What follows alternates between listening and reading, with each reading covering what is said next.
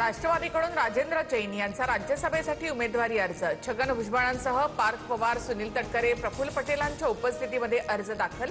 तर भुजबळ मला वडिलांसारखे, आमच्यात कोणताही संघर्ष नाही, जैन यांच्याकडून स्पष्ट। मी कबड्डीचा खेळाडू, बुद्धिबळाचा नाही, नाराजीबाबत छगन भुजबळांचं सूचक वक्तव्य।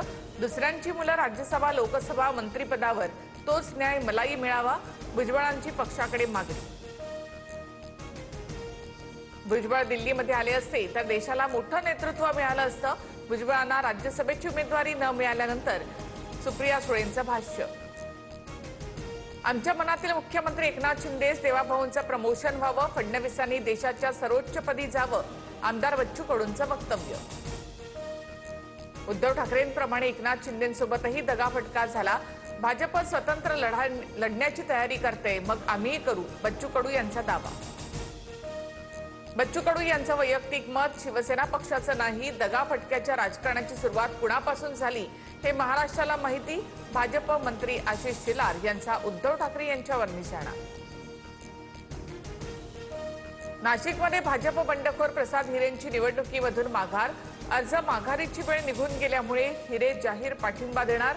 मंत्री गिरीश महाजन आणि उदय सामंत यांच्या मनधरणीला यश, मात्र गोकुळ गीतेंचा अद्याप पाठिंबा नाहीच। दिल्लीमध्ये इंडिया आघाडीची बैठक संपन्न। नीट, पेपरफुटी, एसआयआर यांच्यासह 5 मुद्द्यांवर बैठकीत चर्चा। शिक्षण मंत्र्यांच्या राजीनाम्याची मागणी। उद्धव ठाकरेंची ऑनलाईन तर सुप्रिया सुळेंची प्रत्यक्ष हजेरी।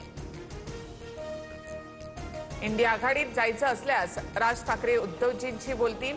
चर्चेनंतर दिल्लीमध्ये प्रमुख नेत्यांसमोर प्रस्ताव ठेवणार। संजय राऊतांची माहिती।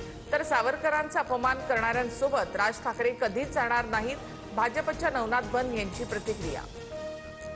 टीएमसी संसदीय पक्षात मोठी फूट पडण्याची शक्यता। 20हून अधिक खासदार स्वतंत्र गट स्थापन करण्याच्या तयारीत। लोकसभा अध्यक्षांना पत्र सादर करण्याची तयारी सुरू। टीएमसीच्या खासदारांकडून भाजपच्या भूपेंद्र यादव यांची भेट। प्रकरण पार्टी झालेला बंगला पोलिसांकडून सील। पंचनामा करून पोलिसांनी बंगल्यावर नोटीस लावली, तर पार्टीमध्ये सहभागी लोकांना चौकशीसाठी बोलावलं। नाशिकच्या टीसीएस मधील धर्मांतरण आणि लैंगिक शोषण प्रकरण। मुख्य संशयित आरोपी निदा खानच्या चौकशीत धक्कादायक खुलासे। पीडितेला घरी नेऊन नमाज पठणाचं प्रशिक्षण दिल्याची निदाची कबुली। या प्रकरणामध्ये आतापर्यंत 9 गुन्हे दाखल। मान्सून दाखल होताच राज्यभरात वादळी वाऱ्यासह पावसाचा इशारा।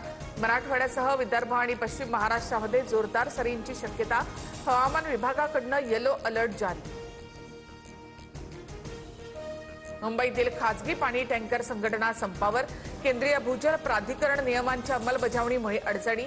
मुंबई वॉटर टँकर असोसिएशनचा आरोप। केंद्राच्या नवीन नियमांच्या निषेधार्थ वॉटर टँकर चालकांचा संप।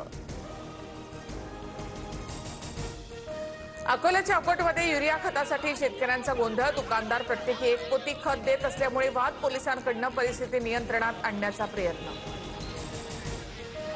फिलिपिन्समध्ये भारताविरुद्धच्या एकमेव कसोटी सामन्यात अफगाणिस्तानचा दारुण पराभव। 1 डाव आणि 300 धावा राखून भारताचा दणदणीत विजय। मानव सुतार याची दमदार गोलंदाजी।